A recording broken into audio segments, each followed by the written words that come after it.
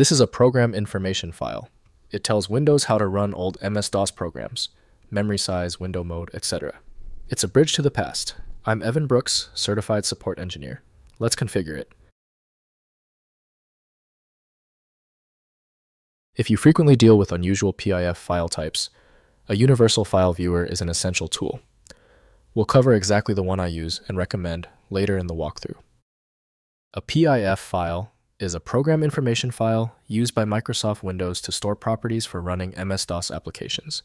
Users often encounter these files when dealing with legacy software, or more critically, as attachments in phishing emails, as they can execute malicious code. Understanding their nature is key to system security. Originally a binary data structure in early Windows, the PIF file contains settings like memory usage, display mode, and file paths for an MS-DOS program. This design allowed Windows to create a tailored environment for legacy applications, ensuring compatibility by pre-configuring the virtual machine before launching the executable. Historically, the main tool for managing the PIF type has been Microsoft Windows by Microsoft Corporation. Windows does not offer the necessary repair tools if the file header is damaged or malicious. Windows presents minimal details, so safe execution requires compatible and verified tools. To determine the correct decoder, right-click the PIF file and select Open With. Prioritize Microsoft Windows if available. If it's absent, select another application. Compatibility often surprises people.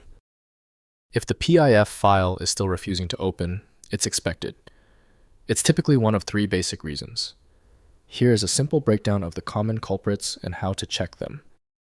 First, examining in Properties. Right-click the PIF file in Windows Explorer and select Properties to view some configuration settings.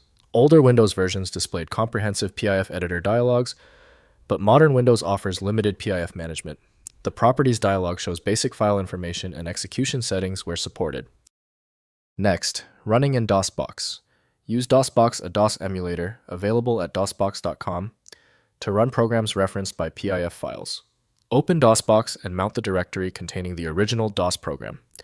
Manually configure equivalent execution parameters in DOSBox conf files, since modern Windows ignores most PIF settings. Finally, security warning. Exercise caution with PIF files as they can be used as malware vectors disguising executable code. Some PIF files actually contain executable Windows code rather than DOS configuration data.